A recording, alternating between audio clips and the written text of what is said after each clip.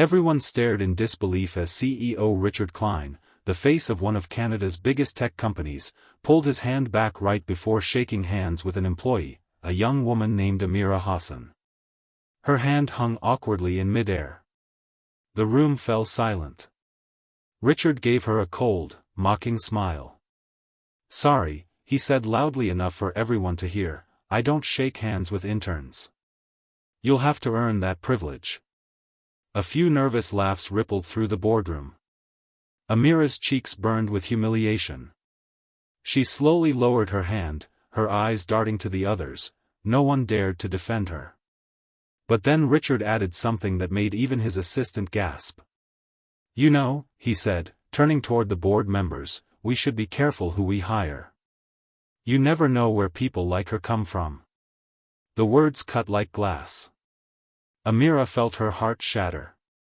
But as she left the boardroom, fighting back tears, she whispered to herself, "You'll regret this."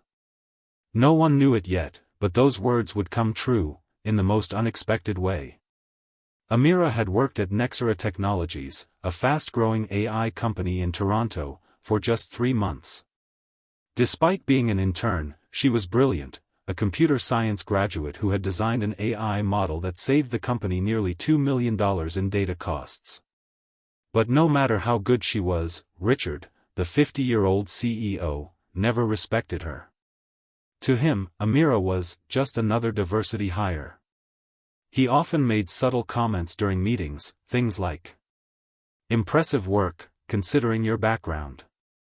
Your accent's pretty strong, maybe tone it down in presentations." Still, Amira kept her head down. She believed her work would eventually speak louder than his arrogance. A week before the handshake incident, Amira's team had been preparing a major presentation.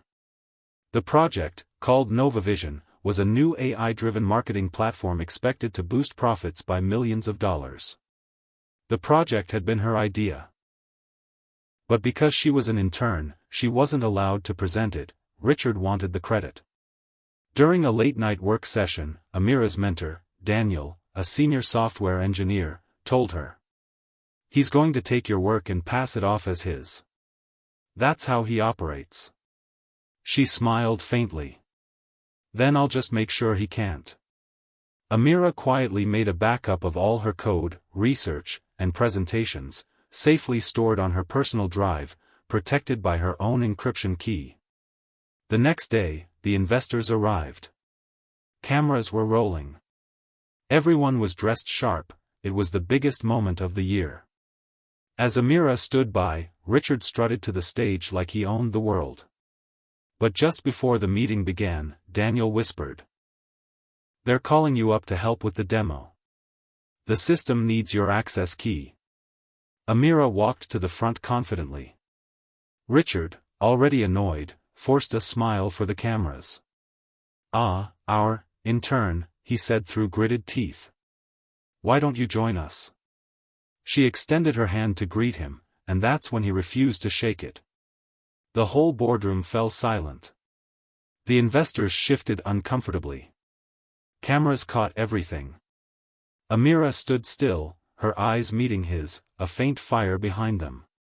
Later that evening, Richard called an emergency meeting. The Motivational AI had suddenly stopped working.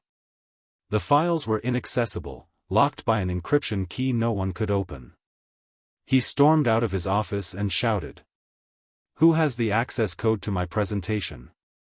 We have investors waiting for the demo." Daniel glanced at Amira, who sat quietly at her desk. She didn't look up, just softly said, "Maybe you should ask the intern you refused to shake hands with." Richard froze.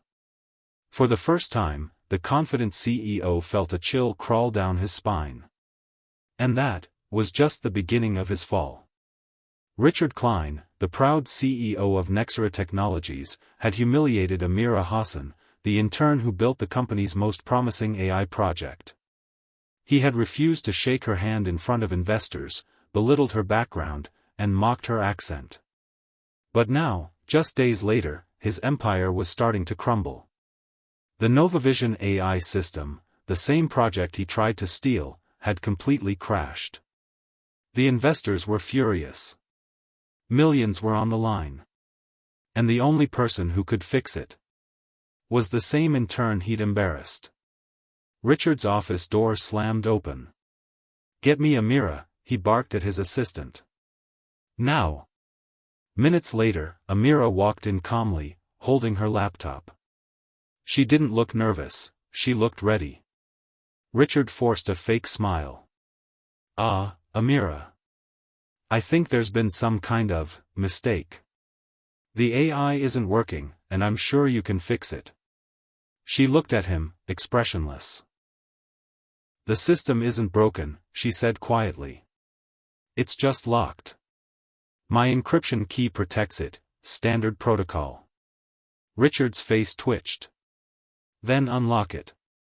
We've got investors flying in tomorrow morning." She tilted her head slightly. "Why would I do that?" The room fell silent.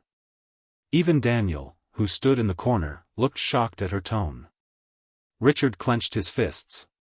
"Because I'm your CEO, and I order you to." Amira met his glare and replied calmly. "You're not my CEO. My internship contract expired yesterday." The color drained from his face. By the next morning, news had spread like wildfire through the office. Word leaked that Amira had resigned, taking the original NovaVision prototype with her, because she was the rightful creator listed in the patent draft.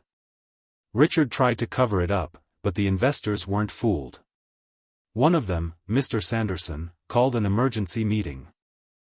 "Richard," he said sternly, "we reviewed the internal emails and project logs. It seems the AI model was designed entirely by Ms. Hassan. Why is her name missing from the company's public filings?" Richard's mouth went dry. "That must be an error." Mr. Sanderson cut him off. "We don't invest in companies that steal from their employees." By that afternoon, 3 major investors had pulled out. Nexera's stock price crashed 27% in one day. Meanwhile, Amira wasn't idle. She had been quietly working on a new AI startup, Luminatech, with Daniel and 2 other former Nexera engineers who'd also quit. Within a week, tech blogs across Canada began buzzing with headlines. Ex-intern launches new AI startup after leaving Nexera, investors line up. When Richard saw the article, his jaw dropped. He called Daniel in rage, shouting, "Did you know about this? She's stealing my technology." Daniel calmly replied, "It was never yours, Richard. You refused to shake hands with the woman who built your company's future." Then he hung up. A few weeks later, during a televised tech conference in Toronto, Luminatech unveiled Aurora AI, an improved version of NovaVision, faster, smarter, and completely secure. Investors went wild. Within days, Luminatech was valued at $25 million in funding. Richard watched the broadcast from his empty office. His phone kept buzzing, board members resigning, clients canceling contracts, and his reputation crumbling.